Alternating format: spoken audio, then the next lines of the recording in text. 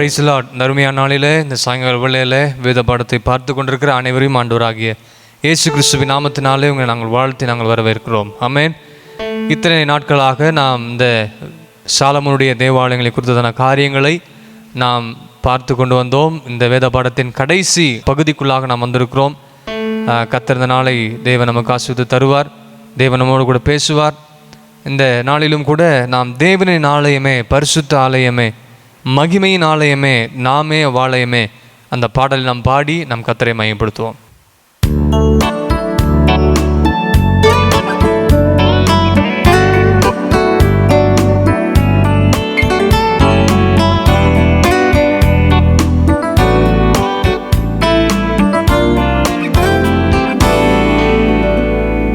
தேவனின் ஆலயமே,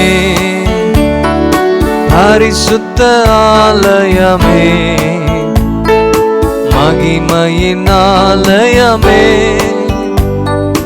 நாமே அவ்வாலயமே. தேவனின் ஆலயமே,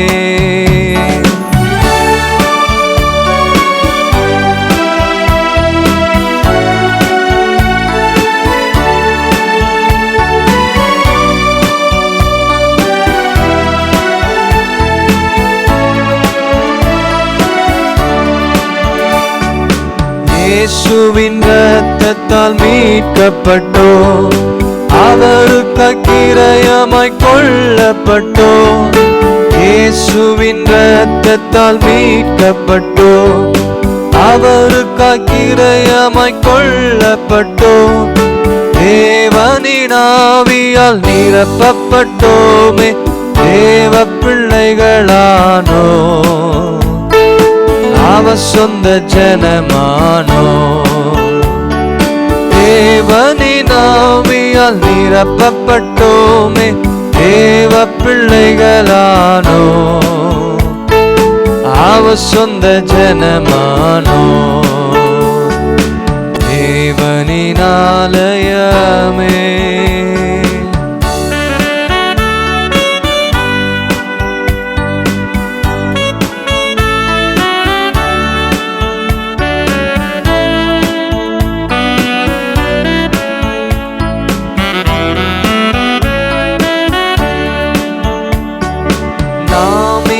நம்முடையவர்கள் அல்ல, அவரே நம் சரீரத்தின் சொந்தமானார். பாடுங்க. நாம் இனி நம்முடையவர்கள் அல்ல, அவரே நம் சரீரத்தின் சொந்தமானார். வஞ்சிக்கப்படாமல், தீட்டுப்படுத்தாமல், பரிசுத்தம் காத்துக் கொள்வோம், பரிசுத்த ஜாதியாக. வஞ்சிக்கப்படாமல், தீட்டுப்படுத்தாமல், பரிசுத்தம் காத்துக் கொள்வோம், பரிசுத்த ஜாதியாக. தேவனின் ஆலயமே, பரிசுத்த ஆலயமே, மகிமையின் ஆலயமே, நாமே அவ்வாலயமே. தேவனின் ஆலயமே,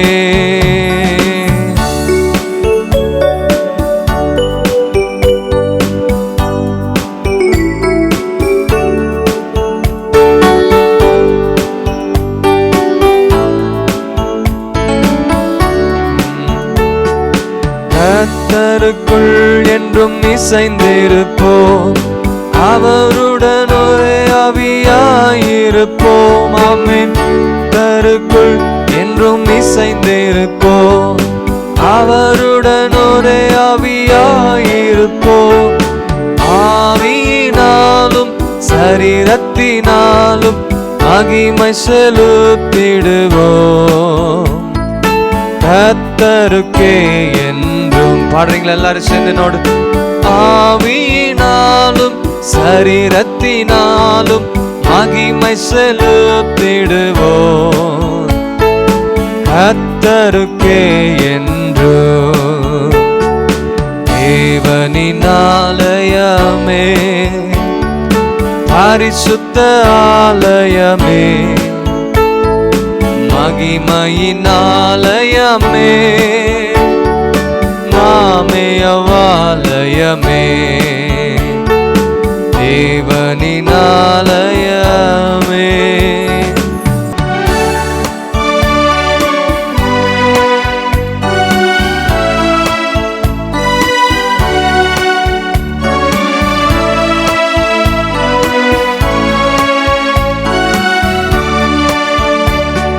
இயேசுவின் வருகை நெருங்கிடுதே, அவரின் பிரசன்னம் விரைந்திடுதே. இயேசுவின் வருகை நெருங்கிடுதே, அவரின் பிரசன்னம் விரைந்திடுதே. மகிமை மேல் மகிமை அடைந்திடுவோமே, மறுரூபமாகிடுவோம், மகிமையில் சேர்ந்திடுவோம். மகிமை மேல் மகிமை அடைந்திடுவோமே, மறுரூபமாகிடுவோம், மகிமையில் சேர்ந்திடுவோம். மகிமை மேல் மகிமை அடைந்திடுவோமே, நாம் மறுரூபமாகிடுவோம், மகிமையில் சேர்ந்திடுவோம். தேவனின் ஆலயமே, பாடுங்க எல்லாரும் சேர்ந்து. பரிசுத்த ஆலயமே, மகிமையின் ஆலயமே, நாமே அவ்வாலயமே, தேவனின் ஆலயமே. ஹல்லேலூயா, ஹல்லேலூயா. நாம் பாடுறது போல இயேசுவின் இரத்தத்தால் மீட்கப்பட்டோம், அவருக்காய் கிரயமாய் கொள்ளப்பட்டோம், தேவனின் ஆவியால் நிரப்பப்பட்டோமே, தேவ பிள்ளைகளானோம், அவருடைய சொந்த ஜனமாக தேவன் உங்களை என்னை மாற்றிருக்கிறார். எத்தனை பேர் விசுவாசிக்கிறீங்க? அது மட்டும் நாம் நம்முடையவர்கள் அல்ல, அவரே நம் சரீரத்தின் சொந்தமானவர். வஞ்சிக்கப்படாமல் தீட்டுப்படுத்தாமல் நம்முடைய வாழ்க்கையில பரிசுத்தத்தை காத்துக்கொள்வோம். பரிசுத்த ஜாதியாக ஆண்டவர் சீக்கிரம் வரப்போகிறார். ஆண்டவரை சந்திக்க நீங்களும் நான் ஆயத்தப்பட வேண்டும். பிரியமானவர்களே, இயேசுவின் வருகை நெருங்கிடுதே, அவரின் பிரசன்னம் விரைந்திடுதே. மகிமையின் மேல் மகிமை அடைந்திடுவோம், மறுரூபமாகிடுவோம், மகிமையில் சேர்ந்துடுவோம். சீக்கிரமாக நம்முடைய ஆண்டவர் வரப்போகிறார். அவருடைய வருகைக்கு நீங்களும் நானும் ஆயத்தமா இருப்போம். ஒரு நாள் நினையாத நாளிலே தேவன் வரப்போகிறார். அந்த நாளிலே நாம் எல்லாரும் ஆண்டவரை முகமுகமாய் பார்க்க தேவன் நமக்கு கிருபை செய்ய வல்லவராக இருக்கிறார். வசனம் சொல்லப்பட்டிருக்கிறது, பரிசுத்தம் இல்லாமல் ஒருவரும் தேவனை தரிசிப்பதில்லை சொல்லப்பட்டிருக்கிறது. ஆகவே நம்முடைய ஆவிக்குரிய வாழ்க்கையில நாம் தொடர்ந்து பரிசுத்தத்தின் மேல் பரிசுத்தம் அடைந்து தேவ சித்தத்தை செய்து ஆண்டவருடைய வார்த்தைக்கு உபதேசத்துக்கு கீழ்ப்படிந்து நடப்போம் என்று சொன்னால் நிச்சயமாகவே ஆண்டவர் உங்களை என்னையும் தம்முடைய வருகையில கூட்டி செல்ல வல்லவராக இருக்கிறார். மீண்டுமாக அந்த கடைசி அடி நாம் பாடிட்டு அதன் பிறகு தொடர்ந்து நாம் செய்திக்குள்ள போக போகிறோம். இயேசுவின் வருகை நெருங்கிடுதே, அவரின் பிரசன்னம் விரைந்திடுதே. இயேசுவின் வருகை நெருங்கிடுதே, அவரின் பிரசன்னம் விரைந்திடுதே. மகிமை மேல் மகிமை அடைந்திடுவோமே, மறுரூபமாகிடுவோம்,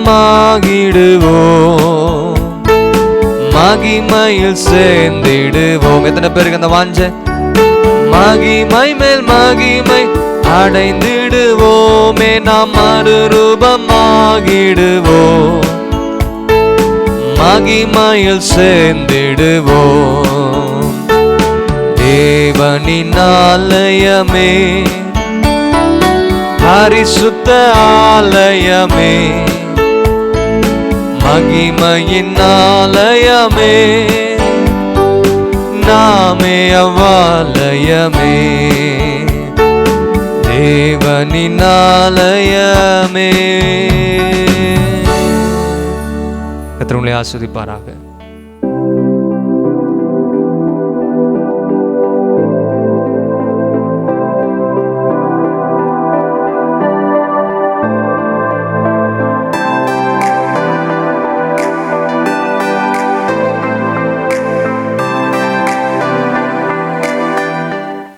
கர்த்தருடைய பரிசுத்த நாமத்திற்கு மகிமை உண்டாவதாக. இந்த ஆலயத்தினுடைய காரியங்களை குறித்து 22வது பாடமாக நாம் அந்த இடத்துக்கு வந்திருக்கிறோம். பிரியமானவர்களே, நித்தியத்தின் ஆலயம் என்பதை குறித்து, நித்திய ஆலயம் என்பதை குறித்து இந்த நாளிலே நாம் வேத வசனம் மூலமாக பார்க்க போகிறோம். வெளிப்படுத்தின விசேஷம் 21வது அதிகாரம் 22வது வசனத்தை நாம் வாசிக்க கேட்போம். அதிலே தேவாலயத்தை நான் காணவில்லை, சர்வ வல்லமையுள்ள தேவனாகிய கர்த்தரும் ஆட்டுக்குட்டியானவருமே அதற்கு ஆலயம். நித்தியத்திலே தேவாலயத்தை காணவில்லை, சர்வ வல்லமையுள்ள தேவனாகிய கர்த்தரும் ஆட்டுக்குட்டியானவருமே ஆலயம் என்று இங்கே நாம் பார்க்கிறோம். பிரியமானவர்களே, முந்தின நித்தியத்தில், அதாவது ஆதியாகமம் 1-2 அதிகாரத்தில் நாம் காணும்போது எல்லாவற்றையும் தேவன் சிருஷ்டித்த பிற்பாடு எல்லாம் நல்லது என்று கர்த்தர் கண்டார். ஆனால் மனிதன் தனிமையாக இருப்பது நல்லதல்ல என்று மனிதனை சிருஷ்டித்து ஏதேன் தோட்டத்தில் வைத்து அதை பண்படுத்த பாதுகாக்க விரும்பினார். அதன்படியே தோட்டத்திலே கொண்டு போய் வைத்த பிற்பாடு ஆதாமுக்கு 5 நித்திரை வரப்பண்ணி ஆதாமுக்கு ஏற்ற துணையை உண்டாக்கினதாக 2வது அதிகாரத்தில் நாம் பார்க்கிறோம்.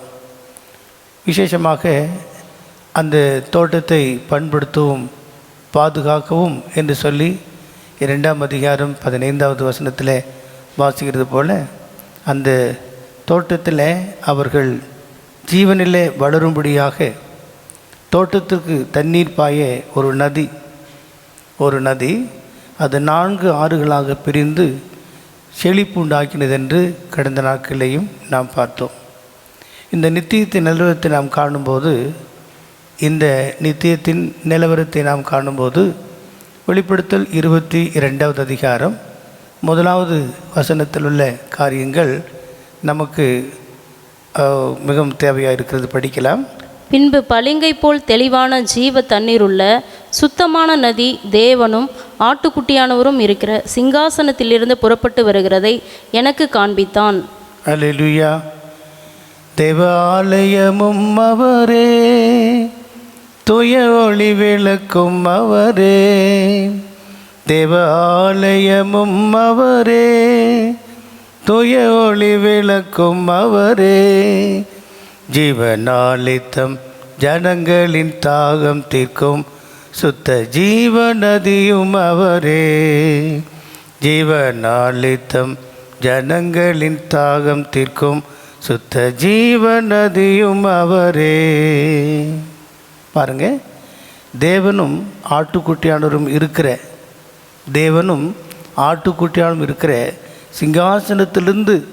சிங்காசனத்திலிருந்து பளிங்கை போல தெளிவான ஜீவ தண்ணீர் உள்ள சுத்தமான நதி புறப்பட்டு வருகிறதை யோவான் அப்போஸ்தலன் காண்கிறதை நாம் பார்க்கிறோம். இந்த தேவனும் ஆட்டுக்குட்டியானும் இருக்கிற சிங்காசனத்திலிருந்து புறப்பட்டு வருகிற இந்த நதி பரிசுத்த ஆவியானவருக்கு நிழலாட்டமாக சொல்லப்பட்டிருக்கிறது. ஆண்டவராகிய இயேசு கிறிஸ்துவும் பண்டிகையின் கடைசி நாளில் எருசலேமில் அவர் சத்தமிட்டு சொன்னது காரியத்தை யோவான் சுவிசேஷம் 7வது அதிகாரம் 37, 38, 39 வசனங்களில் நாம் தெளிவாக காண்கிறோம்.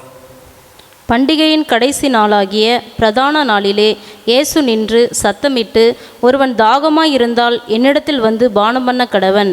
வேத வாக்கியம் சொல்லுகிறபடி என்னிடத்தில் விசுவாசமாயிருக்கிறவன் எவனோ அவன் உள்ளத்திலிருந்து ஜீவ தண்ணீர் உள்ள நதிகள் ஓடும் என்றார். வேத வாக்கியம் சொல்லுகிறபடி என்னிடத்தில் விசுவாசமாய் இருக்கிறவன் எவனோ அவன் உள்ளத்திலிருந்து ஜீவ தண்ணீருள்ள நதிகள் ஓடும் என்றார். ஆமென். ஜீவ தண்ணீர் உள்ள நதிகள் ஓடும் என்றார். அடுத்த வசனத்தில் நாம் பார்க்கும்போது அவர்கள் பெற்றுக்கொள்ள போகிற பரிசுத்த ஆவியை குறித்து ஆண்டவர் சொல்கிறதை நாம் வசனத்தில் படிக்கலாம். தம்மை விசுவாசிக்கிறவர்கள் அடைய போகிற ஆவியை குறித்து இப்படி சொன்னார். தம்மை விசுவாசிக்கிறவர்கள் அடைய போகிற ஆவியை குறித்து இப்படி சொன்னார் என்று இங்கே நாம் பார்க்கிறோம். அதன் அடிப்படையில் தான் லூகாஸ் விசேஷத்தில் 24வது அதிகாரத்தில் ஆண்டவராகிய இயேசு கிறிஸ்து என் பிதாவின் வாக்குத்தத்தம் நிறைவேற நீங்கள் எருசலேமிலே காத்திருங்கள் என்று சொன்னார். அதன்படியே அப்போஸ்தலர் நடவடிக்கைகளிலே 120 பேர் அப்போஸ்தலர் 2ஆம் அதிகாரத்தில் மேல் வீட்டிலே காத்திருந்த போது பெந்தகோஸ்து நாளிலே அபிஷேகம் ஊற்றப்பட்டதை நாம் அப்போஸ்தலர் நடவடிக்கைகளிலே நாம் அறிய முடியும். அப்போஸ்தலர் நடவடிக்கைகள் 2ஆம் அதிகாரம் வாசித்து பார்த்து கொள்ளுங்கள். இப்படி பரிசுத்த ஆவி ஊற்றப்பட்டு அந்த பரிசுத்த ஆவியினால் பரிசுத்தமாக்கப்பட்டு கர்த்தருடைய வருகையிலே எடுத்துக்கொள்ள பரிசுத்தவான்கள் தங்களை ஆயத்தப்படுத்தி கொள்ள வேண்டியது அவசியமாக இருக்கிறது. இதற்கு விசுவாசம் மிகவும் முக்கியம். பிரியமானவர்களே, ஏன் இதெல்லாம் நாம் சொல்கிறோம் என்றால், பரிசுத்த ஆவி பெற்றுக்கொண்டாலும் போதாது, பரிசுத்த ஆவியினால் பரிசுத்தமாக்கப்பட்டு தேவனுக்கு பிரியமான பலியாக நாம் மாறணும் என்பதுதான் தேவனுடைய நோக்கமாக இருக்கிறார். நதியின் பிரமாணத்தை குறித்து, அதாவது ஒரு நதியின் பிரமாணத்தை குறித்து பிரசங்கி சொல்லுகிற 1ஆம் அதிகாரம் 7வது வசனத்தை நான் வாசிக்கும்போது, எல்லா நதிகளும் சமுத்திரத்திலே ஓடி விழுந்தும் சமுத்திரம் நிரம்பாது. எல்லா நதிகளும் சமுத்திரத்தில் ஓடி விழுந்தாலும் அந்த சமுத்திரம் நிரம்பாது. தாங்கள் உற்பத்தியான இடத்திற்கே நதிகள் மறுபடியும் திரும்பும். கவனிங்க, எல்லா நதிகளும் தாங்கள் உற்பத்தியான இடத்துக்கே திரும்பவும் அது வந்து சேருகிறது என்பதை நாம் பார்க்கிறோம். பிரியமானவர்களே, நாம் தேவனும் ஆட்டுக்குட்டியானும் இருக்கிற சிங்காசனத்திலிருந்து புறப்பட்டு வந்த அந்த நதி பரிசுத்த ஆவியானவர். அந்த நதியாகிய பரிசுத்த ஆவியானவரும் கூட எங்கிருந்து புறப்பட்டு வந்தாரோ அங்கேயே திரும்ப கண்டிப்பாக அவரும் அவரை சார்ந்த பரிசுத்தவான்களையும் கொண்டு போய் சேர்ப்பார் என்பதில் சந்தேகமே இல்லை.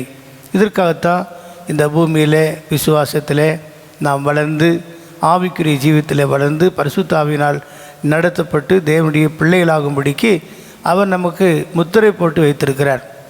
அது மாத்திரமல்ல, ஜெயஜீவியின் செய்கிற தேவனுடைய பிள்ளைகளுக்குத்தான் அந்த சிங்காசனம் என்று வெளிப்படுத்தல் 3ஆம் அதிகாரம் 21ஆம் வசனம் நமக்கு தெளிவாக சொல்கிறது. அதாவது, நான் ஜெயங்கொண்டு என் பிதாவின் சிங்காசனத்தில், அங்கே சொல்லப்பட்டிருக்கிறது, நான் ஜெயங்கொண்டு என் பிதாவின் சிங்காசனத்தில் அவரோடு கூட உட்கார்ந்துருக்கிறது போல ஜெயங்கொள்கிறவன் எவனோ அவனும் என்னுடைய சிங்காசனத்தில் என்னோடு கூட உட்காரும்படிக்கு அருள் செய்வேன். அப்படி என்றால் ஜெயஜீவியம் செய்கிற தேவனுடைய பிள்ளைகளுக்குத்தான் இந்த சிங்காசனம். இந்த ஜீவியம், ஜெயஜீவியம் எப்படி நமக்கு கிடைக்கிறது? நாம் பெற்றுக்கொண்ட பரிசுத்த ஆவியானவர் பரிசுத்தமாகிறவன் இன்னும் பரிசுத்தமாகட்டும் என்று சொல்லி ஒவ்வொரு நாளும் நம்மை பரிசுத்தப்படுத்தி அந்த பரிசுத்தத்தில் பூரணத்தை பெற்றுக்கொள்ள உதவி செய்கிறார். ஆவியிலும் மாம்சத்திலும் உண்டாகிற அசூசி நீங்க பரிசுத்தமாகுதலை நாம் தேவ பயத்தோடு பூர்ணப்படுத்த வேண்டும் என்று நாம் கொரிந்தியரில் வாசிக்கிறோம். ஆகவே பிரியமானவர்களே, பாரினில் ஜெயங்கொண்ட பரிசுத்தவான்கள், உலகத்திலே ஜெயங்கொண்ட பரிசுத்தவான்களுக்கு மாத்திரமே அவருடைய சிங்காசனத்தில் அவரோடு கூட உட்காரும்படிக்கு இந்த ஒரு ஆசீர்வாதம் நமக்கு கிடைக்கிறது என்பதை நாம் அறிய முடியும். ஏன் இதெல்லாம் சொல்கிறோம் என்றால், தேவனும் ஆட்டுக்குட்டியானுக்கு சிங்காசனத்திலிருந்து புறப்பட்டு வருகிற அந்த நதி பரிசுத்த ஆவியானவருக்கு அடையாளமாக இருக்கிறார். இப்போ நாம் முந்தின நித்தியத்துக்கு வருவோம். அதாவது, ஏதேன் தோட்டத்தில் ஒரு நதி இருந்தது. அந்த நதி ஏதேனிலிருந்து புறப்பட்டு 4 ஆறுகளாக பிரிந்து அது அங்கே செழிப்பை உண்டாக்கினது என்று நாம் பார்க்கிறோம். கடந்த நாட்களிலும் இதை கொஞ்சம் ஆராய்ந்து பார்த்துருக்கிறோம். அதில் முதலாம் ஆற்றுக்கு பைசோன் என்று பெயர்.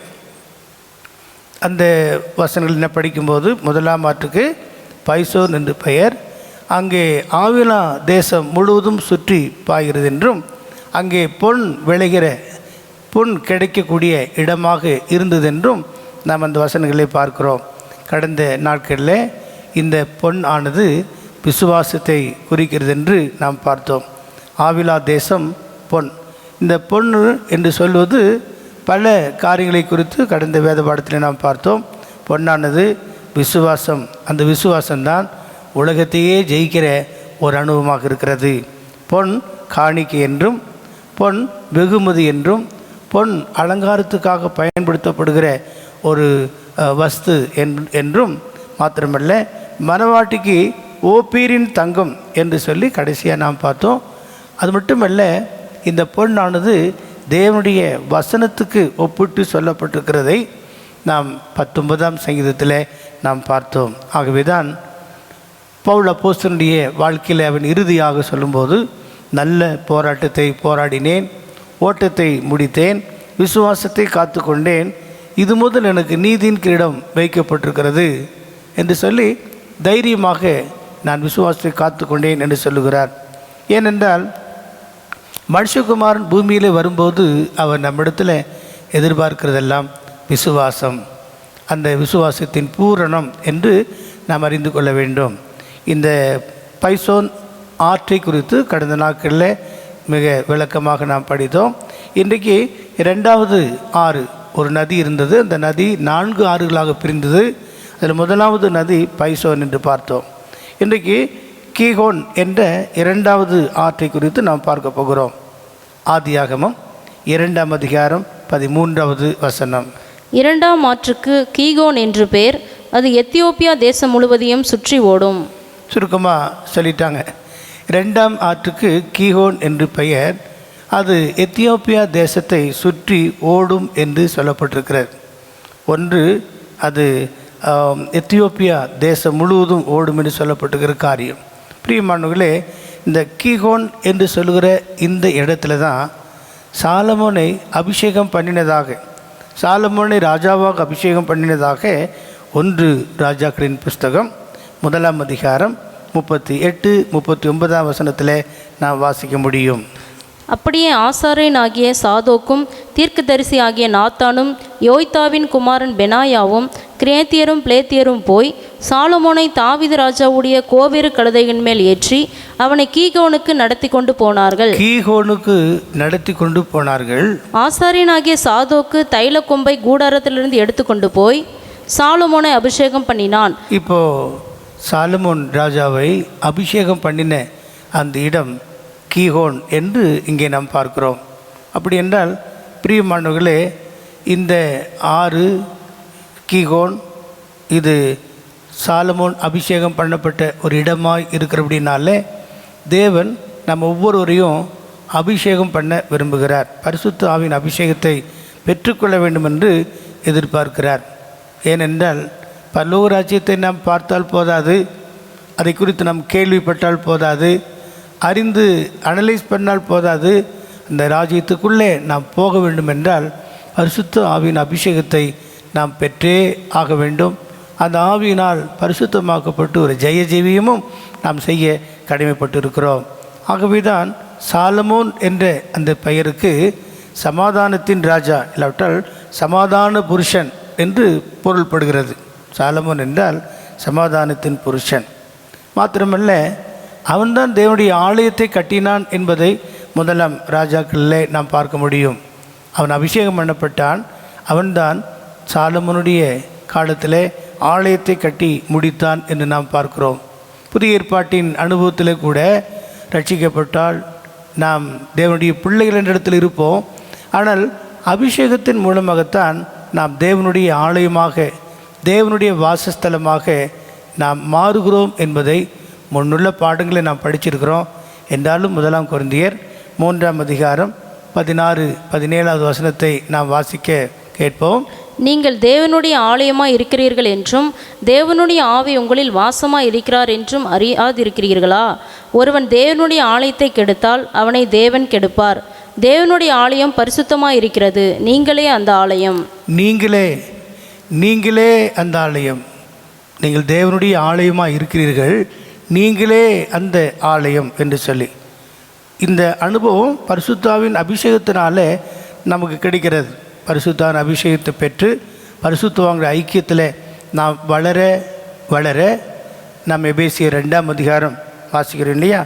எபேசியர் 2ஆம் அதிகாரம் 19ஆம் வசனத்திலிருந்து படிக்கும்போது, முன்னாட்களில் நாம் அந்நீரும் பரதேசிலுமாக இருந்தோம், தூரமாக இருந்தோம், நாம் காணியாட்சிக்கு அப்புறப்பட்டுள்ளாக இருந்தோம்.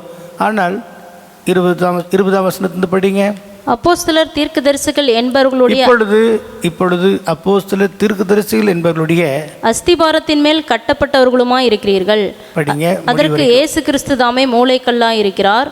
அவர் மேல் மாளிகை முழுவதும் இசைவாய் இணைக்கப்பட்டு கர்த்தருக்குள் பரிசுத்த ஆலயமாக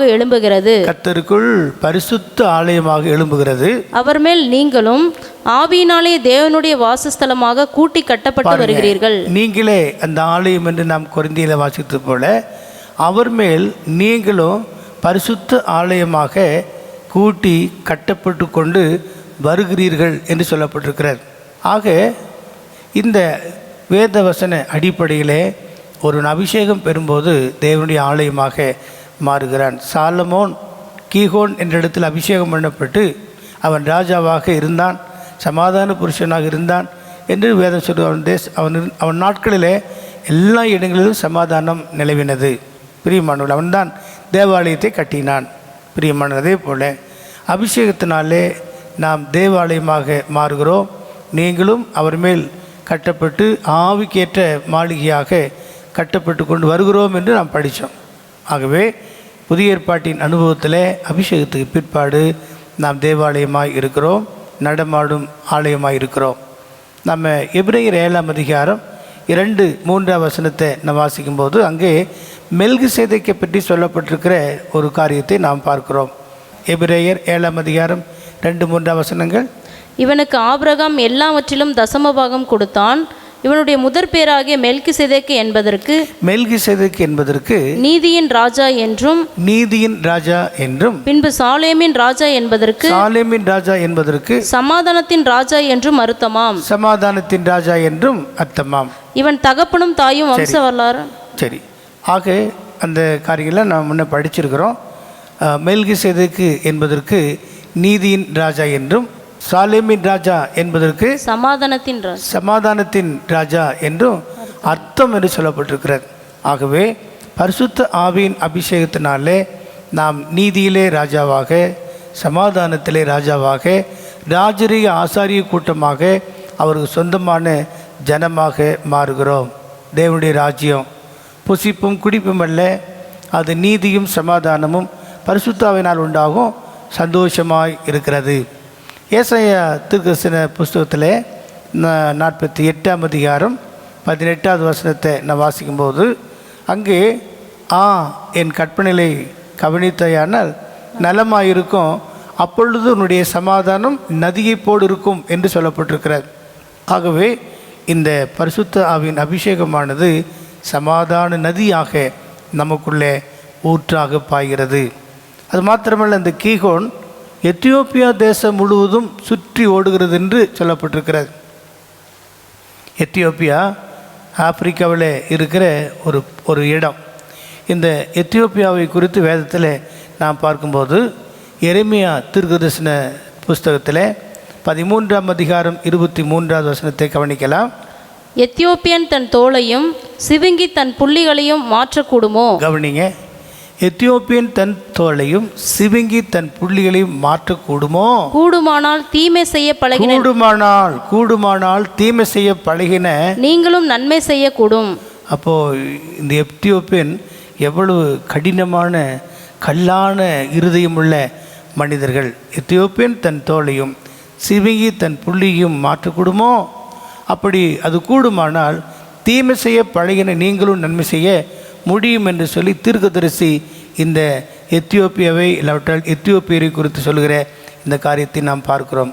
ஆனால் அப்படிப்பட்ட கல்லான கடினமான இருதயமுள்ளவர்களும் கூட பரிசுத்த ஆவியின் அபிஷேகம் பெற்றுக்கொள்ளும்போது இல்லாவிட்டால் ஆவியானவர் ஊற்றப்படும் போது கல்லான இருதயத்தை சதையான இருதயமாக மாற்றுகிறார். கல்லான இருதயத்தை சதையான இருதயமாக மாற்றுகிறார். மாத்திரமல்ல, ஆவியானவரை பெற்றுக்கொள்ளும்போது டோட்டலாக வேறு மனுஷனாகவே மாறிவிடுகிறார்கள் என்று வேதம் நமக்கு தெளிவாக சொல்கிறது. ஆகவே பிரியமானவர்களே, எத்தியோப்பியனை குறித்து வேதம் அவ்வளவு கடினமாக சொல்லியிருந்தாலும் அபிஷேகத்தினால எப்படிப்பட்ட எந்த மனுஷனையும் அவர் மாற்ற முடியும் என்பதை இந்த வசனங்கள் நமக்கு தெளிவாக சொல்கிறது. ஆகவே சங்கீதக்காரன் 87ஆம் சங்கீதம் 4வது வசனத்தை நாம் பார்க்கும்போது இன்னான் இன்னான் சியோனிலே இன்னான் இன்னான் பிறந்தான் என்று சொல்லப்படும். என்னை அறிந்தவர்களுக்குள்ளே ராகாப்பையும் பாபிலோனையும் குறித்து பேசுவேன். இதோ பெலிஸ்தியரிலும் தீரியரிலும் எத்தியோப்பியரிலும் கூட இன்னான் அங்கே பிறந்தான் என்றும். கவனிங்க, எத்தியோப்பியரிலும் கூட இன்னான் அங்கே பிறந்தான் என்றும், இன்னான் அங்கே பிறந்தான் என்று சியோனை குறித்து இன்னான் இன்னான் அதிலே பிறந்தான் என்றும் சொல்லப்படும். இங்கே எத்தியோப்பியனை குறித்து இன்னான் இன்னான் இங்கே பிறந்தான் என்பதை குறித்து சொல்லப்பட்டிருக்கிறபடினாலே இப்படிப்பட்ட எத்தியோப்பியரை குறித்தும் கூட தேவன் ஒரு பெரிய நோக்கம் வைத்திருக்கிறதை நாம் அறிய முடியும். தொடர்ந்து சங்கீதம் 68:31 நாம் வாசிக்கும்போது இந்த எத்தியோப்பியர் கூட தேவனை நோக்கி கையெடுப்பார்களாம் அப்படின்னு சொல்லப்பட்டிருக்கிறது. படிக்கலாம். பிரபுக்கள் எகிப்திலிருந்து வருவார்கள், எத்தியோப்பியா தேவனை நோக்கி கையெடுக்க தீவிரிக்கும். எத்தியோப்பியா தேவனை நோக்கி கையெடுக்க தீவிரிக்கும் என்று சொல்லப்பட்டிருக்கிறார். அப்படி என்றால் இந்த தீர்க்க தரிசன வசனங்கள் எல்லாம் புதிய ஏற்பாட்டிலையும் கூட நிறைவேறக்கூடியதாக இருக்கிறார். எத்தியோப்பியன் தீவிரித்து வந்து தேவனை கையெடுக்கக்கூடிய ஒரு அனுபவத்தை நாம் பிலிப்பினுடைய அப்போஸ்தலர் நடவடிக்கைகளில் பிலிப்பினுடைய ஊழியத்தில் நாம் பார்க்க முடியும். அப்போஸ்தலர் நடவடிக்கைகள் 8ஆம் அதிகாரம் நீங்கள் வாசித்து பார்ப்பீர்கள் என்றால் பிலிப்பினுடைய ஊழியத்தினால அந்த பட்டணம் முழுவதும் மகிழ்ச்சியாக இருந்தது, சந்தோஷமாக இருந்தது. அவ்வளோ அருமையான நல்ல ஒரு சுவிசேஷகன் அந்த எத்தியோப்பியா மனுஷனை கூட சந்திக்கக்கூடிய காரியம். வாசிக்கலாம். 8ஆம் அதிகாரம் 27, 28 வசனங்கள். அந்தபடி அவன் எழுந்து போனான். அப்பொழுது எத்தியோப்பியருடைய ராஜஸ்திரீயாகிய கந்தாகை என்பவளுக்கு மந்திரியும் அவளுடைய பொக்கிஷம் எல்லாவற்றிற்கும் தலைவனுமாயிருந்த எத்தியோப்பியனாகிய ஒருவன் எருசலேமுக்கு போய் தரிசனம் பெற்றுக்கொள்ள, தொழுது கொள்ள, ஆராதனை செய்ய போனான். போய் திரும்பி வந்து கொண்டிருக்கிறதை நாம் அந்த வசனங்கள் மூலமாக நாம் பார்க்கிறோம். 30-31 வசனங்கள். அப்பொழுது பிலிப்பு ஓடிப்போய் சேர்ந்து அவன் ஏசாயா தீர்க்கதரிசியின் ஆகமத்தை வாசிக்கிறதை கேட்டு, நீர் வாசிக்கிறவைகளின் கருத்து உமக்கு தெரியுமா என்றான். அதற்கு அவன், ஒருவன் எனக்கு தெரிவிக்காவிட்டால் அது எனக்கு எப்படி தெரியும் என்று சொல்லி. சரி, நம்ம அந்த பகுதியை நீங்கள் முழுதுமாக வாசித்து பார்த்து கொள்ளுங்கள்.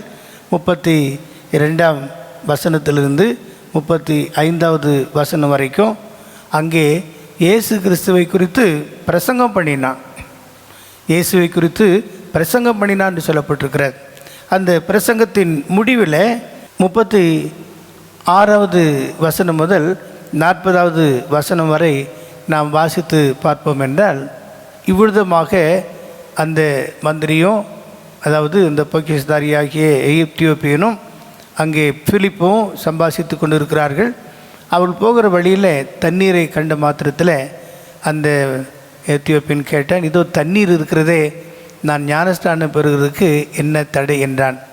உடனடியாக பிலிப் சொன்னார், நீ விசுவாசித்தால் எனக்கு தடையில்லை என்று சொல்லி உடனடியாக 2 பேரும் தண்ணீரில் இறங்கி அந்த பிலிப் அவனுக்கு ஞானஸ்தானம் கொடுத்தான். கடைசி வசனத்தை நாம் பார்க்கும்போது அங்கே சொல்லப்பட்டிருக்கிறது, பிலிப்பு ஆசோத்திலே காணப்பட்டு அவ்விடத்திலிருந்து பிரயாணம் பண்ணி செசரியாவுக்கு வருகிற வரையில் சகல பட்டணங்களிலும் சுவிசேஷத்தை பிரசங்கித்து கொண்டு வந்தான். அந்த நிகழ்ச்சி முடிந்த பிற்பாடு தேவ நோக்கம் பிலிப்புவின் மூலமாக அந்த எத்தியோப்பியனை சந்தித்த பிற்பாடு ஆவியானவர் அவனை வேற ஊழியத்திற்கு கொண்டு போய்விட்டார் என்பதை இந்த வசனங்கள் நமக்கு தெளிவாக சொல்கிறது.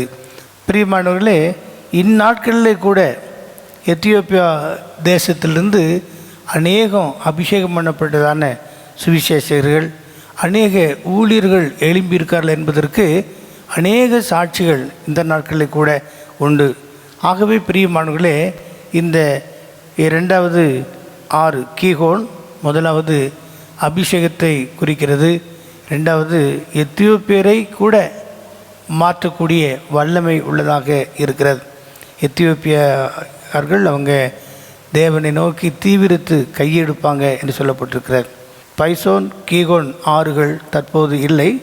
ஆனால் இதக்கேல், ஐபிராத்து என்ற ஆறுகள் தொடர்ந்து இருப்பதாக, அதாவது செயற்கைக்கோள் படம் மூலமாக பழங்கால நதிகளின் தடம் கண்டுபிடித்தல், பழங்கால நதிகளுடைய தடத்தை கண்டுபிடிப்பதற்காக செயற்கைக்கோள் மூலமாக பார்க்கும்போது இதக்கேல் ஐபிராத்து, அதாவது டைக்ரிட்டிஸ் யூப்ரட்டிஸ் என்று சொல்லக்கூடிய நதிகள் இருக்கிறது. ஆனால் பைசோன் கீகோன் ஆறுகள் தற்போது இல்லை என்று சொல்லியிருக்கிறார்கள். ஆனாலும் இந்த பழங்கால நதிகளின் தடத்தை கண்டுபிடித்த காரியத்தில் ஏதேன் தோட்டம் பாரசீக வளைகுடா இருக்கும் இடத்துல இருக்கலாம் என்று ஆராய்ச்சியாளர்கள் கருதுகிறார்கள். அங்கே தான் நோவா பேழை, அரராத் மலை எல்லாமே இருந்தது என்று கண்டுபிடிச்சிருக்கிறாங்க. அது மாத்திரமல்ல, கல்தையரின் பட்டணம், கல்தையருடைய பட்டணம் ஊர், ஆபிரகாமுடைய முன் நாட்களிலே அவங்க வளர்ந்த மூதாதையர்கள் ஊர் என்ற இடத்தில் இருந்திருக்கிறதாக நாம் பார்க்கிறோம். ஆதியாகமம் 11ஆம் அதிகாரம் 31வது வசனத்தை நாம் வாசிக்கலாமா? ஆதியாகமம் 11:31.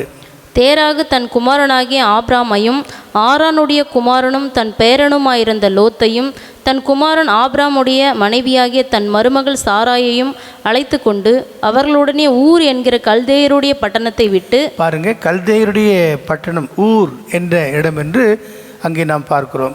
இதைத்தான் அப்போஸ்தலர் நடவடிக்கைகள் 7ஆம் அதிகாரம் 1 முதல் 4 வசனங்களை நான் வாசிக்கும்போது அங்கே விபரமாக சொல்லப்பட்டிருக்கிறது. படிக்கலாம்.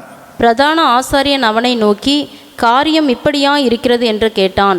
அதற்கு அவன், சகோதரரே, பிதாக்களே கேளுங்கள். நம்முடைய பிதாவாகிய ஆபிரகாம் காரானூரிலே குடியிருக்கிறதற்கு முன்னமே மெசொப்பொத்தாமியா நாட்டிலே இருக்கும்போது மகிமையின் தேவன் அவனுக்கு தரிசனமாகி, நீ உன் தேசத்தையும் உன் இனத்தையும் விட்டு புறப்பட்டு நான் உனக்கு காண்பிக்கும் தேசத்துக்கு வா என்றார். அப்பொழுது அவன் கல்தேயர் தேசத்தை விட்டு புறப்பட்டு காரானூரிலே வாசம் பண்ணினான். அவனுடைய தகப்பன் மரித்த பின்பு அவ்விடத்தை விட்டு நீங்கள் இப்பொழுது குடியிருக்கிற இத்தேசத்திற்கு அவனை அழைத்து கொண்டு வந்து குடியிருக்கும்படி செய்தார். அல்லேலூயா. கல்தேயரின் பட்டணமாகிய ஊர் என்பதை குறித்து நாம் ஆதியாகமம் 11ஆம் அதிகாரத்திலே பார்த்தோம். அப்போஸ்தலர் 7ஆம் அதிகாரத்திலும் விவரமாக பார்த்தோம். அதாவது ஆபிரகாமின் தகப்பன் தேராகு மரித்த பிறகுதான் ஆபிரகாமுடைய அழைப்பு நிறைவேறுகிறது என்று சொல்லி ஆதியாகமம் 12ஆம் அதிகாரம் 1 முதல் 4 வசனங்களை நாம் வாசிக்கும்போது, நான் உனக்கு காண்பிக்கும் தேசத்துக்கு வா என்று சொல்லி அழைக்கிறதை நாம் பார்க்கிறோம். அல்லேலூயா. 1-2 வசனங்கள். கர்த்தர் ஆபிரகாமை நோக்கி, நீ உன் தேசத்தையும் உன் இனத்தையும் உன் தகப்பனுடைய வீட்டையும் விட்டு புறப்பட்டு நான் உனக்கு காண்பிக்கும் தேசத்துக்கு போ.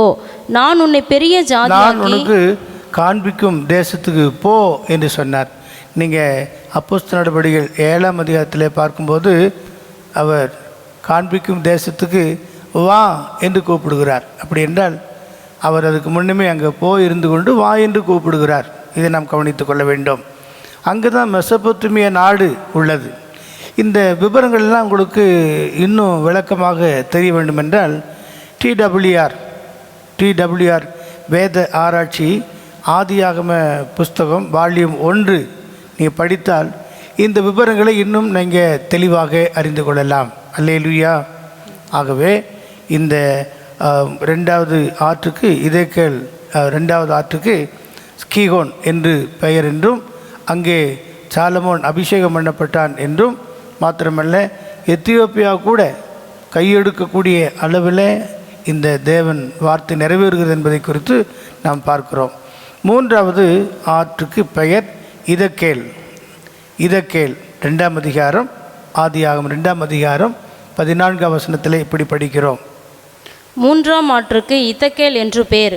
3ஆம் ஆற்றுக்கு இதக்கேல் என்று பெயர். அது அசீரியாவுக்கு கிழக்கே ஓடும். 3ஆம் ஆற்றுக்கு இதக்கேல் என்று பெயர் என்று இங்கே நாம் பார்க்கிறோம். இந்த இதக்கேல் டைக்ரீஸ் என்று சொல்லப்பட்டிருக்கிறது. Book of Daniel chapter 10 verse 4. தானியேல் புஸ்தகம் 10ஆம் அதிகாரம் 4வது வசனத்தை வாசிக்கும்போது அங்கே தரிசனம் கிடைக்கக்கூடிய ஒரு இடம்தான் இதக்கேல். படிக்கலாம். 1ஆம் மாதம் 24ஆம் தேதியிலே நான் இதக்கேல் என்னும் பெரிய ஆற்றங்கரையில் இருந்து என் கண்களை ஏறெடுக்கையில் சணல் வஸ்திரம் தரித்து தமது அறையில் உப்பாசின் தங்கப்பச்சையை கட்டி கொண்டிருக்கிற ஒரு புருஷனை கண்டேன். அல்லேலூயா. தானியேல் தரிசனம் கண்ட ஒரு இடம்தான் இந்த இதக்கேல் டைக்ரீஸ் என்ற ஒரு நதியாக இருக்கிறது. நாம் நம்முடைய வேகமான வாழ்க்கையின் ஓட்டத்தில் தரிசனம் உள்ளவர்களாக இருக்க வேண்டும் என்று தேவன் எதிர்பார்க்கிறார். ஆகவே தான் இந்த 4ஆம் வசனத்திலிருந்து 7ஆம் வசனம் வரை தானியேல் 10:4 முதல் 7 வரை நீ வாசிப்பீர்கள் என்றால் தேவ தரிசனம் உள்ள ஒரு அனுபவத்தை நாம் இங்கே பார்க்கிறோம். பிரியமானவர்களே, நம்முடைய வாழ்க்கையிலும் தனிப்பட்ட முறையில் நமக்கும் தேவனுக்கும் நல்ல தேவ தரிசனம் உள்ளவர்களாக வெளிப்படுத்துள்ளவர்களாக நாம் இருந்தால் மாத்திரம்தான் நம்முடைய வாழ்க்கையில் நாம் அதிகமாக கர்த்தரோடு நெருங்கி ஜீவிக்க முடியும். பர்சனல் ரெவலேஷன் என்று சொல்லுவாங்க. பர்சனல் தனிப்பட்ட முறையில் தேவனோடு உள்ள அந்த வெளிப்படுத்தல், அதுவும் personal revelation according to their word of God, according to the word of God, வேத வசன அடிப்படையில் உண்டாகிற அந்த வெளிப்படுத்தல் நமக்குள்ளே வரும்போது நம்ம தேவனோடு இருக்கக்கூடிய தைரியம் நமக்கு உண்டாகும். ஆகவே இங்கே தானியேல் மாத்திரமல்ல, நாமும் இப்படிப்பட்ட தரிசனம் உள்ளவர்களாக இருக்க வேண்டும் என்று தேவன் விரும்புகிறார். அப்போஸ்தலர் நடவடிக்கைகள் 9ஆம் அதிகாரம் 1 முதல் 7 வசனத்தை நீங்கள் வாசித்து பார்ப்பீர்கள் என்றால் சவுலுடைய ரட்சிப்பின் அந்த நாட்களை குறித்து தெளிவாக சொல்லப்பட்டிருக்கிறது.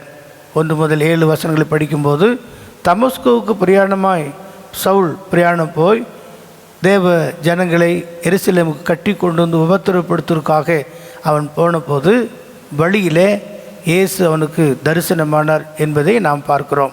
7ஆம் வசனத்தை படிங்க. அவனுடனே கூட பிரயாணம் பண்ணின மனுஷர்கள் சத்தத்தை கேட்டும், அவனுடனே கூட பிரயாணம் பண்ணின சத்தத்தை கேட்டு ஒருவரையும் காணாமல் பிரமித்து நின்றார்கள். அல்லேலூயா. அங்கே தானியேல் புஸ்தகத்திலும் நாம் இப்படி தான் பார்க்குறோம்.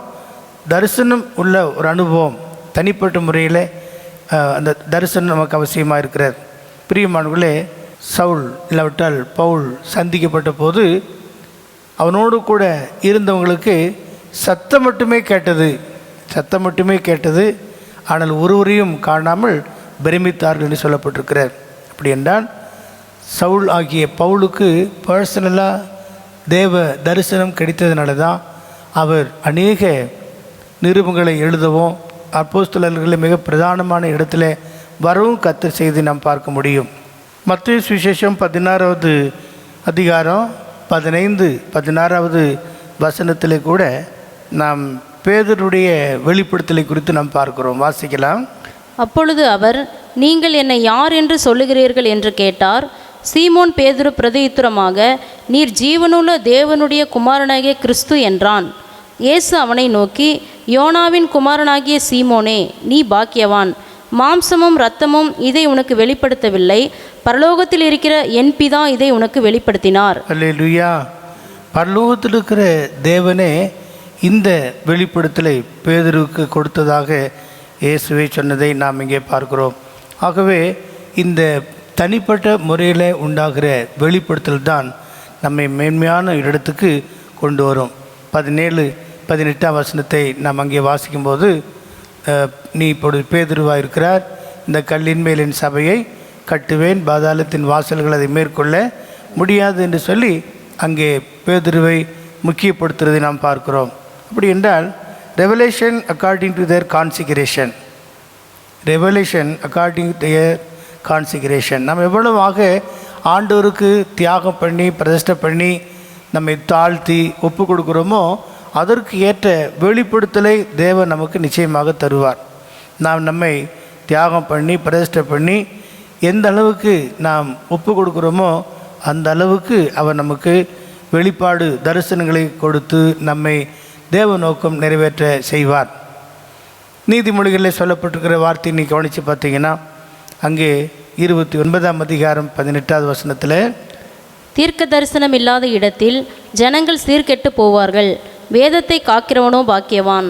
where there is no vision the people perish. அதாவது தீர்க்க தரிசனம் என்று அல்ல, தரிசனம் இல்லாத இடத்துல ஜனங்கள் சீர்கெட்டு போவார்கள் என்று சொல்லப்பட்டிருக்கிறது. ஆகவே நாம் எப்போதும் தேவ தரிசனம் உள்ளவர்களாக வெளிப்பாடு உள்ளவர்களாக இருக்கும்போது தான் நாம் நம்முடைய விசுவாச ஓட்டத்தை பொறுமையோடு ஓடி முடிக்க முடியும். எபிரேயர் 12ஆம் அதிகாரம் 1வது வசனத்தை நாம் பார்க்கும்போது, நம்முடைய விசுவாசத்தை துவக்கிறவரும் முடிக்கிறவருமாகிய அவரை நோக்கி நாம் பொறுமையாக ஓடணும் என்று சொல்லப்பட்டிருக்கிறது. ஆகவே பிரியமானவர்களே, இந்த இதக்கேல் 6 என்று சொல்வது இல்லையா, இதக்கேல் 6 என்று அந்த வசனத்தை படிக்கும்போது ஆதியாம் 2:14 சொல்லப்பட்டிருக்கிற இதக்கேல் 6, அது டைகிரிஸ் என்ற 6. 3ஆம் ஆற்றுக்கு இத்தேகேல் என்று பேர், அது அசீரியாவுக்கு கிழக்கே ஓடும். கிழக்கே ஓடுகிறது என்று நாம் பார்க்கிறோம். இந்த மாதிரி நம்முடைய வாழ்க்கையிலும் நாம் ஓட்டத்தை ஓடி முடிக்க வேண்டும் என்று தேவன் எதிர்பார்க்கிறார். மேலும் இந்த 6 கிழக்கே என்று சொல்லப்பட்டிருக்கிறது, கிழக்கே ஓடும் என்று வாசிக்கிறோம். கிழக்கு என்று சொல்வது தேவனுடைய சமூகத்தை குறிக்கும் ஒரு காரியமாக இருக்கிறது. இது தேவனுடைய சமூகத்தை குறிக்கும். எல்லாவற்றுக்கும் தேவ சமூகமே நமக்கு முக்கியம். தேவ ஜனங்களை வழிநடத்தின மோசையினுடைய ஜெபம், ஆண்டவரே உம்முடைய சமூகம் எனக்கு முன் செல்லாவிட்டால் நீர் என்னை இங்கிருந்து கொண்டு போக வேண்டாம் என்று யாத்திராகமம் 33ஆம் அதிகாரத்திலே நாம் பார்க்கிறோம். ஆகவே பிரியமானவர்களே, இந்த 3ஆம் ஆற்றுக்கு பெயர் இதக்கேல், டைகிரிஸ். இது தரிசனம் உள்ள ஒரு நிலைமையையும் தேவ தரிசனம் உள்ள இல்லாவற்றில் தேவ சமூகம் உள்ள ஒரு காரியத்தை குறிக்கிறது என்பதை நாம் அறிந்து எப்பொழுதும் தேவ தரிசனத்தையும் தேவ சமூகத்தையும் நாம் முக்கியப்படுத்தும் போது தேவ நோக்கம் நமக்குள்ளே ஒரு செழிப்பான ஆசீர்வாதத்தை கொண்டு வரும். கடைசியாக 4வது 6 ஐபிராத் யூப்ரட்டிஸ் என்று சொல்லப்பட்டிருக்கிறது. 2ஆம் அதிகாரம் 4ஆம் ஆற்றுக்கு ஐபிராத் என்று பேர். 4ஆம் ஆற்றுக்கு ஐபிராத் என்று பெயர். தேவனாகிய கர்த்தர் மனுஷனை ஏதேன் தோட்டத்தில் அழைத்து கொண்டு வந்து 4ஆம் ஆற்றுக்கு ஐபிராத் என்று பெயர் என்று இங்கே சுருக்கமாக சொல்லப்பட்டிருக்கிறது. ஐபிராத்து இது நதி என்று கூட சொல்லப்பட்டிருக்கிறது. 6 மட்டுமல்ல, 4ஆம் ஆற்றுக்கு நதி என்று அழைக்கப்படுகிற அநேக வசனங்கள், அதாவது ஆதியாகமம் 15:18 வாசிக்கலாம். ஆதியாகமம் 15:18.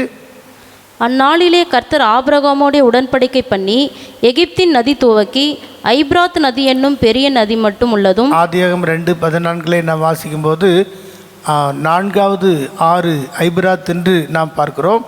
ஆனால் ஆபிரகாமுக்கு இதை கர்த்தர் சொல்லும்போது ஐபிராத் நதி என்று அங்கே ஆதியாகமம் 15:18 நாம் பார்க்கிறோம். யாத்திராகம புஸ்தகத்திலேயும் 23ஆம் அதிகாரம் 31வது வசனத்தை நான் வாசிக்கும்போது இங்கே ஐபிராத்து நதி என்றே சொல்லப்பட்டிருக்கிறது. சிவந்த சமுத்திரம் தொடங்கி பெலிஸ்தரின் சமுத்திரம் வரைக்கும், வனாந்திரம் தொடங்கி நதி வரைக்கும் உன் எல்லையாய் இருக்கும்படி செய்வேன். நான் அந்த தேசத்தின் குடிகளை உங்கள் கையில் ஒப்பு கொடுப்பேன், நீ அவர்களை உன் முன்னின்று துரத்தி விடுவாய். சரி, நதி வரைக்கும் என்றங்கே சொல்லப்பட்டிருக்கிறது. உபாகமம் புஸ்தகத்தில் இன்னும் தெளிவாக உபாகமம் புஸ்தகம் 11:24 உங்கள் உள்ளங்கால் மிதிக்கும் இடமெல்லாம் உங்களுடையதான் இருக்கும். வனாந்திரத்தையும் லீபனோனையும் தொடங்கி ஐபிராத் நதியையும் தொடங்கி கடைசி சமுத்திரம் வரைக்கும் உங்கள் எல்லையாக இருக்கும்.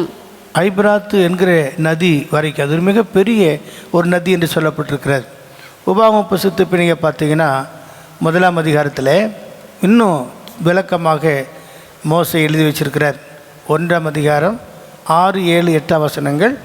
ஓரேப்பிலே நம்முடைய தேவனாகிய கர்த்தர் நம்மோடே சொன்னது என்னவென்றால், நீங்கள் இந்த மலையருகே தங்கியிருந்தது போதும்.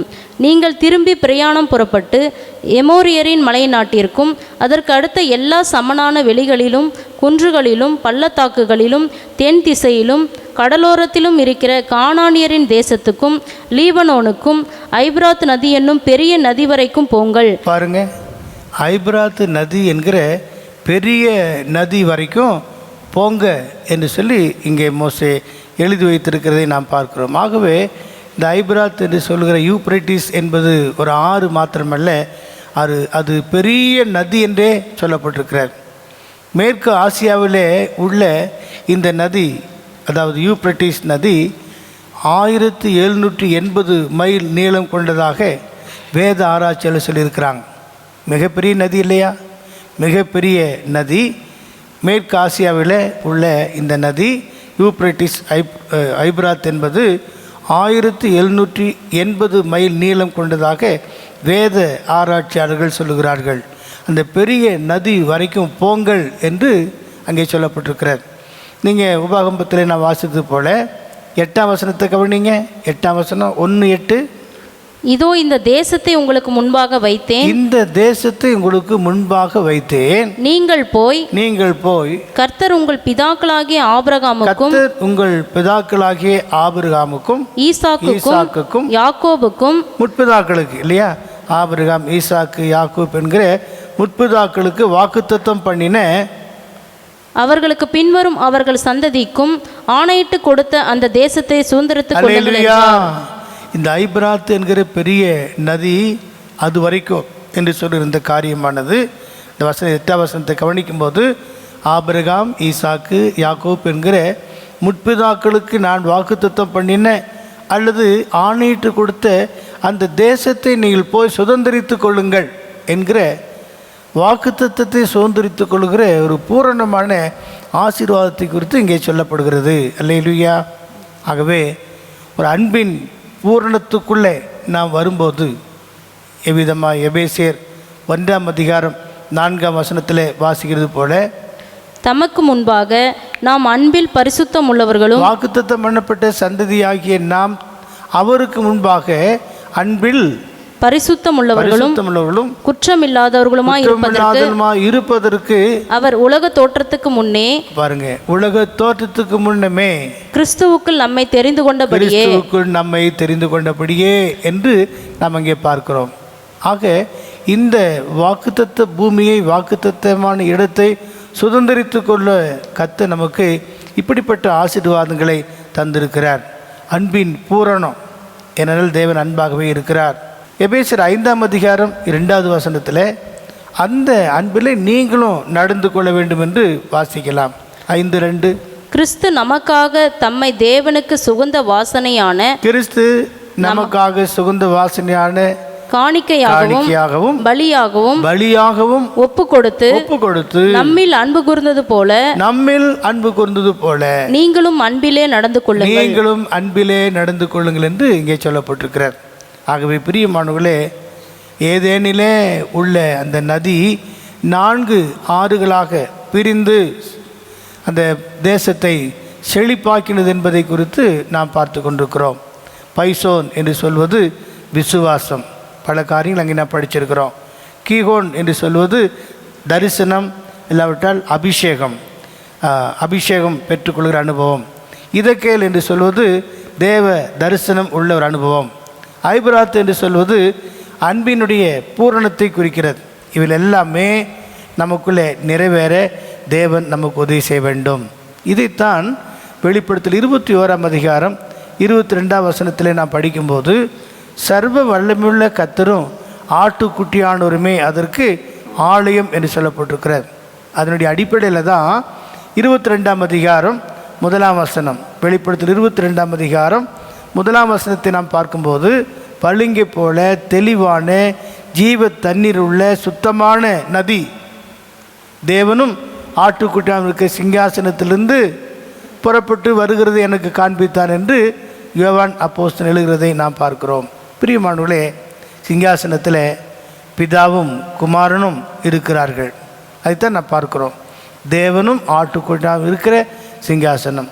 அங்கிருந்து பரிசுத்த ஆவியானவர் நதியாக புறப்பட்டு வந்து தேவனுடைய சபைக்குள்ளே தேவ ஜனங்கள் மேல் ஊற்றப்பட்டு அந்த ஆவியானவரோடு கூட சேர்ந்து நடக்கிற தேவ பிள்ளைகளைத்தான் கர்த்தர் மணவாட்டியாக மாற்றுகிறார்.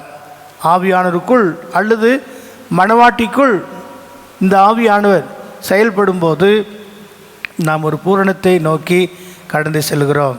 எப்படி தேவனும் ஆட்டுக்குட்டியானவர் இருக்கிற இந்த சிங்காசனத்திலிருந்து வருகிறதோ, முன்னமே நாம் படித்தோம்.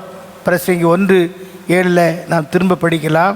இந்த நதி எங்கிருந்து புறப்பட்டு வந்ததோ அங்கேயே போய் சேர்கிறது. பிரசங்கி 1:7 நதியின் பிரமாணம், எல்லா நதிகளும் சமுத்திரத்திலே ஓடி விழுந்தும் சமுத்திரம் நிரம்பாது. தாங்கள் உற்பத்தியான இடத்திற்கே. பாருங்க, நதி எங்கிருந்து உற்பத்தி ஆகிறதோ நதிகள் மறுபடியும் அந்த இடத்துக்கே திரும்பும் என்ற இந்த வார்த்தையின் அடிப்படையில் பரிசுத்த ஆவியானவர் ஆகிய பளிங்கை போல தெளிவான ஜீவ தண்ணீர் உள்ள சுத்தமான நதி ஆகிய பரிசுத்த ஆவியானவர் தேவனும் ஆட்டுக்குட்டியானவருக்கு சிங்காசனத்தை புறப்பட்டு வந்தவர் திரும்பவும் அவர் தனிமையாக அல்ல, மணவாட்டி சபைக்குள்ளிருந்து மணவாட்டியை அந்த சிங்காசனத்தில் கொண்டு போய் உட்கார வைக்கிறார். பிதாவும் உண்டு, குமாரனும் உண்டு, சிங்காசனத்தில் மணவாட்டியும் உண்டு.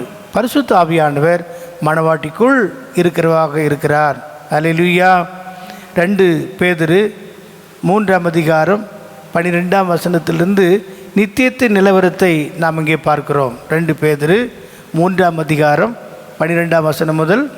தேவனுடைய நாள் சீக்கிரமாய் வரும்படிக்கு மிகுந்த ஆவலோடே காத்திருங்கள். அந்த நாளில் வானங்கள் வெந்து அழிந்து பூதங்கள் எரிந்து உருகிப்போம்.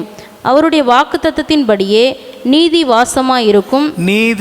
நீதி வாசமாயிருக்கும். புதிய வானங்களும் புதிய பூமியும் உண்டாகும் என்று காத்திருக்கிறோம். அல்லேலூயா. நீதி வாசமாயிருக்கும், புதிய வானங்களும் புதிய பூமியும் உண்டாகும் என்று காத்திருக்கிறோம்.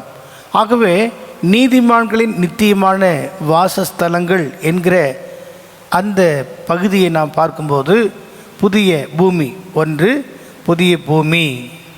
எல்லா கால நியமங்களுக்கும் உட்பட்டவர்களில் ரட்சிக்கப்பட்டவர்கள் இங்கே இருப்பாங்க. வெளிப்படுத்தல் 21ஆம் அதிகாரம் 24ஆம் வசனத்தின்படி எல்லா கால நியமங்களுக்கும் உட்பட்டவர்களில் ரட்சிக்கப்பட்டவங்க இங்கே புதிய பூமியிலே வாசமாயிருப்பார்கள். படிக்கலாம். ரட்சிக்கப்படுகிற ஜனங்கள் அதன் வெளிச்சத்திலே நடப்பார்கள். பூமியின் ராஜாக்கள் தங்கள் மகிமையும். புதிய எருசலேமின் வெளிச்சத்தில் ரட்சிக்கப்பட்ட எல்லாரும் இங்கே புதிய பூமியில் ரட்சிக்கப்பட்டவங்க இருப்பாங்கன்னு நாம் பார்க்கிறோம். ஆகவே நீதிமான்களின் நித்தியமான வாசஸ்தலங்களில் முதலாவது புதிய பூமி. எல்லா காலங்களிலும் எல்லா நியமங்களுக்கும் உட்பட்டவர்கள் ரட்சிக்கப்பட்ட எல்லாரும் அங்கே காணப்படுவாங்க. ரெண்டாவது புதிய வானம். பழைய ஏற்பாட்டு பரிசுத்தவான்களும் பொதுவான இரத்த சாட்சிகளும் உபத்திரவு காலத்து இரத்த சாட்சிகளுமாக இவர் எல்லாருமே புதிய வானத்துக்களே காணப்படுகிறதை வெளிப்படுத்தல் 7ஆம் அதிகாரம் 9ஆம் வசனம் முதல் 15ஆவது வசனம் வரை நீர் வாசித்து பார்த்து கொள்ளுங்கள். 11ஆம் அதிகாரம் 18-19ஆம் வசனத்தை படிக்கலாம். 11ஆம் அதிகாரம் 18-19ஆம் வசனங்கள். ஜாதிகள் கோபித்தார்கள், அப்பொழுது உம்முடைய கோபம் உண்டது.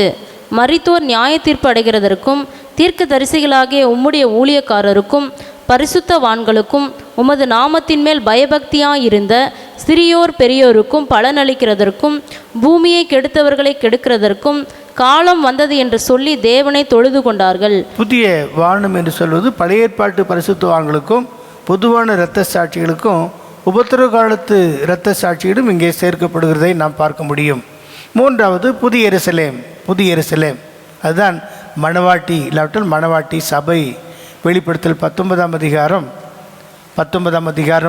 7-8 வசனத்தில் நான் வாசிக்கும்போது ஆட்டுக்குட்டியானுடைய கல்யாணம் வந்தது, அவர் தன்னை ஆயத்தம் பண்ணினார் என்று சொல்ல கேட்டேன்னு நாம் பார்க்கிறோம். ஆகவே வெளிப்படுத்தல் 21ஆம் அதிகாரம் 9-10 வசனத்தை நாம் படிக்கும்போது, பின்பு கடைசியான 7 வாதைகளால் நிறைந்த 7 கலசங்களையுடைய அந்த 7 தூதரில் ஒருவன் என்னிடத்தில் வந்து, நீ இங்கே வா, ஆட்டுக்குட்டியானவருடைய மனைவியாகிய மணவாட்டியை உனக்கு காண்பிக்கிறேன் என்று சொல்லி, ஆட்டுக்குட்டியானுடைய மனைவியாகிய மணவாட்டியை உனக்கு காண்பிக்கிறேன் என்று சொல்லி, பெரிதும் உயரமுமான ஒரு பர்வதத்தின் மேல் என்னை ஆவியில் கொண்டு போய் தேவனுடைய மகிமையை அடைந்த எருசலேமாகிய பரிசுத்த நகரம் பரலோகத்தை விட்டு தேவனிடத்திலிருந்து இறங்கி வருகிறதை எனக்கு காண்பித்தான். அல்லேலூயா. ஆகவேதான் இந்த 21ஆம் அதிகாரம் நான் பார்க்கும்போது முந்தின வானம் முந்தின பூமியெல்லாம் போயிடுச்சு, புதிய பூமி புதிய எருசலேம் என்றெல்லாம் நாம் படிக்கிறோம். ஆகவே 10ஆம் வசனத்தில் அந்த மகிமையடைந்த எருசலேம் இறங்கி வர கண்டேன் என்று அப்போஸ்தலனாகிய யோவான் சொல்லுகிறார். ஆகவே புதிய எருசலேம் என்று சொல்வது ஆட்டுக்குட்டியானுடைய ஜீவ புஸ்தகத்தில் பெயர் எழுதப்பட்டவர்கள் மாத்திரம்தான் அதில் பிரவேசிப்பாங்களாம். அதை 21ஆம் அதிகாரம் 27ஆவது வசனத்தை நாம் வாசிக்கும்போது அங்கே சொல்லப்பட்டிருக்கிறது, தீட்டுள்ளதும் அருவருப்பையும் பொய்யையும் நடப்பிக்கிறதும் ஆகிய ஒன்றும் அதில் பிரவேசிப்பதில்லை. ஆட்டுக்குட்டியானவரின் ஜீவ புஸ்தகத்தில் ஆட்டுக்குட்டியானுடைய ஜீவ புஸ்தகத்தில் எழுதப்பட்டவர்கள் மாத்திரம் அதில் பிரவேசிப்பார்கள். அல்லேலூயா. ஜீவ புஸ்தகத்தில் பெயர் எழுதப்பட்டாயிற்று என்று சொல்லி நீ சந்தோஷப்பட்டு கொண்டிருக்கக்கூடாது. ஜீவ புஸ்தகத்தில் பெயர் எழுதப்பட்ட அனுபவம் அல்ல. ஆட்டுக்குட்டியானுடைய ஜீவ புஸ்தகத்தில் பெயர் எழுதப்பட்டவர்கள் மாத்திரம்தான் அதில் பிரவேசிப்பாங்க. அவர்கள் யார் என்றால் பரிசுத்த ஆவியின் அபிஷேகத்தை பெற்று ஆவியானவரால் பரிசுத்தமாக்கப்பட்டு பரிசுத்தவான்களுடைய ஐக்கியத்தில் அவங்க இணைந்து செயல்பட்டு ஒரு நிறைவை அடைய வேண்டும், நிறைவான வளர்ச்சியை அடைய வேண்டும். இதுக்கு தான் சபைக்கு சில பிரமாணங்களை கத்த தந்திருக்கிறார். ஆமேன், அல்லேலூயா. எபேசியர் 4ஆம் அதிகாரம் 11ஆம் வசனம் முதல் படிங்க. மேலும் நாம் அனைவரும் தேவனுடைய குமாரனை பற்றும் விசுவாசத்திலும் தேவனுடைய குமாரனை பற்றும் விசுவாசத்திலும் அறிவிலும் ஒருமைப்பட்டவர்களாகி கிறிஸ்துவினுடைய நிறைவான வளர்ச்சியின் அளவுக்கு தக்க பூரண புருஷராகும்படிக்கு பரிசுத்தவான்களே சீர்பொருந்தும் பொருட்டு சுவிசேஷ ஊழியத்தின் வேலைக்காக கிறிஸ்துவின் சரீரமான சபை பக்திருத்தி அடைவதற்காக ஊழியங்களை ஆளுகைகளை ஏற்படுத்தி வச்சிருக்கிறார். அந்த வசனம், அவர் சிலரை அப்போஸ்தலராகவும் சிலரை தீர்க்கதரிசிகளாகவும் சிலரை சுவிசேஷகராகவும் சிலரை மேய்ப்பராகவும் போதகராகவும் ஏற்படுத்தினார். அப்பாயிண்டட், அவரே ஏற்படுத்தி வைக்கிறவராக இருக்கிறார். பிரியமானவர்களே, இந்த அனுபவத்தின் மூலமாக தேவனுடைய சபைக்குள்ளிருந்து பூரணமாக்கப்பட்ட புதிய ஏற்பாட்டு சபை மணவாட்டி சபை என்று அழைக்கப்படுகிறது. இந்த மணவாட்டி சபையின் இடம்தான் புதிய எருசலேம்.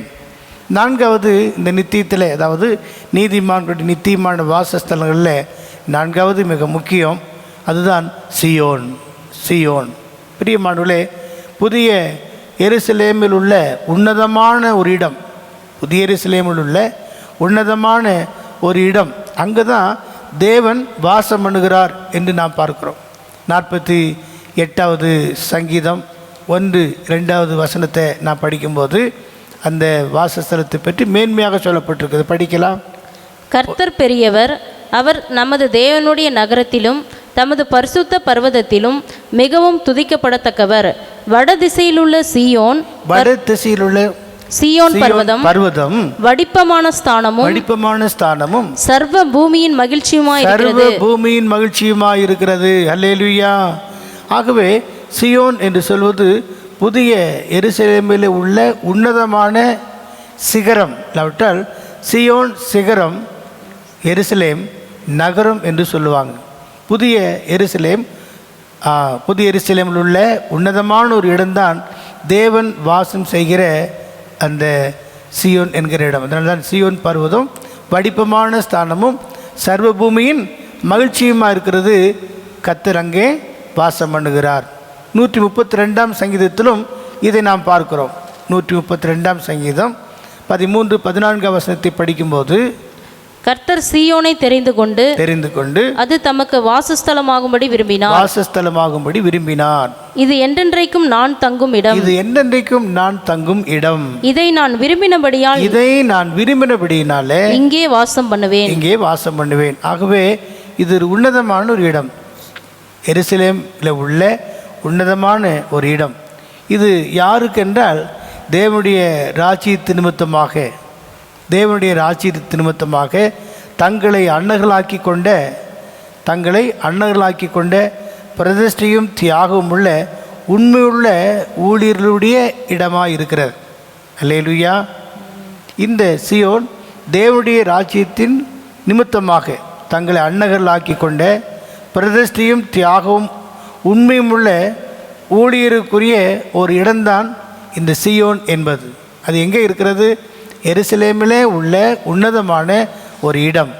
ஏசாயா தீர்க்கதரிசன புஸ்தகத்திலே கூட 56ஆம் அதிகாரம் 4-5 வசனங்கள். என் ஓய்வு நாட்களை ஆசரித்து எனக்கு இஷ்டமானவைகளை தெரிந்து கொண்டு என் உடன்படிக்கையை பற்றி கொள்ளுகிற அன்னகர்களை குறித்து கர்த்தர் சொல்லுகிறது என்னவென்றால், நான் அவர்களுக்கு என் ஆலயத்திலும் என் மதில்களுக்குள்ளும் குமாரருக்கும் குமார்த்திகளுக்கும் உரிய இடத்தையும் கீர்த்தியையும் பார்க்கிலும் உத்தம இடத்தையும் கீர்த்தியையும் கொடுப்பேன் என்றும் அழியாத நித்திய நாமத்தை அவர்களுக்கு அருளுவேன். அல்லேலூயா. 5ஆம் வசனம் திரும்ப வாசிங்க. நான் அவர்களுக்கு என் ஆலயத்திலும் என் மதில்களுக்குள்ளும் குமாரருக்கும் குமார்த்திகளுக்கும் உரிய இடத்தையும் கீர்த்தியையும் பார்க்கிலும் உத்தம இடத்தையும் கீர்த்தியையும் கொடுப்பேன் என்றும் அழியாத நித்திய நாமத்தை அவர்களுக்கு அருளுவேன். அழியாத நித்திய நாமத்தை அவர்களுக்கு அருளுவேன் என்று சொல்லி இவ்விதமாக சியோனின் மேன்மை குறித்து நாம் பார்க்கிறோம். மத்தேயு சுவிசேஷம் 19ஆம் அதிகாரம் 19வது அதிகாரம் 12வது வசனத்தை கவனிங்க. தாயின் வயிற்றிலிருந்து அன்னகர்களாய் பிறந்தவர்களும் உண்டு, மனுஷர்களால் அன்னகர்களாக்கப்பட்டவர்களும் உண்டு, பரலோக ராஜ்யத்தின் நிமித்தம் தங்களை அன்னகர்களாக்கி கொண்டவர்களும் உண்டு. பரலோக ராஜ்யத்தின் நிமித்தமாக தங்களை அன்னகர்களாக்கி கொண்டு பிரதிஷ்டையும் தியாகமும் உண்மையும் உள்ள ஊழியர்களுக்குரிய அந்த உத்தமமான கீர்த்தி உள்ள புகழ்ச்சியான ஒரு இடம்தான் சியோன் என்பதை நாம் பார்க்கிறோம். வெளிப்படுத்தல் 14ஆம் அதிகாரம் 1 முதல் 5 வசனங்களை நாம் வாசிக்கும்போது அங்கே சியோன் மலையின் மேல் 144,000 பேர் ஆட்டுக்குட்டியானோடு கூட நிற்க கண்டேன் என்று சொல்லப்பட்டிருக்கிறதை நாம் பார்க்கிறோம். இவ்விதமாக ஒரு விசேஷித்த ஒரு அனுபவம் தான் சியோனுக்கு கிடைத்திருக்கிறது. ஆகவே இவ்விதமாய் நித்தியம் நீதிமான்கள் நித்தியமான வாசஸ்தலங்கள் ஸ்தாபிக்கப்படுகிறது. ஒன்று புதிய பூமி, 2வது புதிய வானம், 3வது புதிய எருசலேம், 4வது புதிய எருசலேமுக்குள் இருக்கிற உன்னதமான தேவன் வாசம் பண்ணுகிற சியோன் பர்வதம். அல்லேலூயா. நாம் நம்முடைய அழைப்பில் உறுதியாயிருந்து நம்மை ஆண்டவருக்கு முழுவதுமாக அர்ப்பணித்து ஒப்பு கொடுத்து நாம் ஆயத்தமாவோம் என்றால் நிச்சயமாக நாமும் அந்த மணவாட்டியின் அனுபவத்தை பெற்றுக்கொண்டு தேவனும் ஆட்டுக்குட்டியானுக்கு சிங்காசனமாகிய அந்த சிங்காசனத்தில் அந்த பரிசுத்த ஆவியானோடு கூட நாம் உட்கார முடியும் என்பதை நாம் அறிந்து செயல்பட வேண்டும். ஆகவே நித்தியத்தில் ஆலயம் என்று ஒன்று இல்லை. அதைத்தான் நாம் வெளிப்படுத்தல் 21-22 நாம் வாசித்தோம். அதிலே தேவாலயத்தை நான்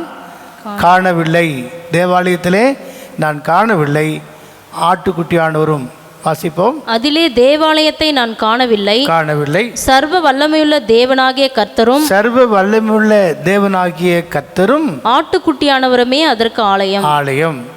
ஆகவேதான் அந்த சிங்காசனத்துக்கு அடுத்த விஷயத்தை நாம் பார்க்கும்போது தேவனும் ஆட்டுக்குட்டியானவரும் மணவாட்டியும் அந்த சிங்காசனத்தில் அமருகிற ஒரு இடம்தான் ஒரு மேலான நித்திய ஆலயமாய் காணப்படுகிறது. பிரியமானவர்களே, இந்த சத்தியத்தை அறிந்த நாம் எப்படியாயிலும் அவரை சந்தித்து அவரோடு கூட உட்காரும்படிக்கு நம்மை ஆயத்தப்படுத்துவோம். கர்த்தர் நம்மை ஆசீர்வதிப்பாராக. ஜெபிப்போமா. எங்களை நேசிக்கிற அருமையான நல்ல பிதாவே, நன்றியோடு நாங்கள் உம்மை துதிக்கிறோம், உம்மை ஸ்தோத்திரித்து மகிமைப்படுத்துகிறோம். சாலமோனினுடைய தேவ ஆலயமானது புதிய ஏற்பாட்டு ஆலயத்துக்கு நிழலாட்டமாகவும் பிற்பாடு புதிய ஏற்பாட்டு சபையானது நித்திய ஆலயத்துக்கு ஆயத்தமாக வேண்டும் என்று சொல்லி உம்முடைய கிருபையினாலே கடந்த 22 பாடங்களாக நாங்கள் படிக்க நீர் எங்களுக்கு உதவி செய்ததுக்காக நன்றி செலுத்துகிறோம். தேவனும் ஆட்டுக்குட்டியானும் இருக்கிற அதே சிங்காசனத்தில் ஜெயங்குலன் எவனோ அவனும் என்னோடு கூட என்னுடைய சிங்காசனத்தில் உட்காரும்படிக்கு அருள் செய்வேன் என்ற அந்த வார்த்தையின்படி நாங்கள் பாரினில் ஜெயங்கொண்ட பரிசுத்தவான்களாக ஜீவித்து உம்மை சந்திக்க எங்கள் ஒவ்வொருவரையும் ஆயத்தப்படுத்தும்படி நாங்கள் ஜெபிக்கிறோம். ஆவியும் மணவாட்டியும் வா என்கிறார்கள், கேட்கிறவனும் வா என்பானாக என்று சொல்லி இந்த இறுதி ஜெபத்தை நாங்கள் ஏறெடுத்து முடிய கரத்தில் அர்ப்பணிக்கிறோம், ஒப்புக் கொடுக்கிறோம். இந்த நாட்களில் இந்த வசனங்களை கேட்டு ஒவ்வொருவரையும் ஆயத்தப்படுத்தும், அடியேனை ஆயத்தப்படுத்தும். உம்மை சந்திக்க நீர் எங்களை தகுதிப்படுத்தும்படி ஜெபிக்கிறோம். எல்லா துதியும் கனமும் மகிமையும் உமக்கே செலுத்தி தாழ்த்துகிறோம். இயேசுவின் மூலம் வேண்டிக்கிறோம் பிதாவே, ஆமே. என் ஆத்துமாவே கர்த்தரை ஸ்தோத்திரி, என் முழு உள்ளமே அவருடைய பரிசுத்த நாமத்தை ஸ்தோத்திரி. என் ஆத்துமாவே கர்த்தரை ஸ்தோத்திரி. அவர் செய்த சகல உபகாரங்களையும் மறவாதே. ஆமென். நம்முடைய கர்த்தராகிய இயேசு கிறிஸ்துவின் கிருபையும் பிதாவாகிய தேவனுடைய அன்பும் பரிசுத்தான ஐக்கியமும் இன்றும் என்றும் சதா காலங்களிலும் நம் அனைவரோடும் கூட விசேஷமாய் நம்முடைய ஆத்தும மனவாளனை சந்திக்கும் வரைக்கும் நம்மோடு கூட இருப்பதாக. ஆமென். அல்லேலூயா, அல்லேலூயா, அல்லேலூயா. மாரநாதா.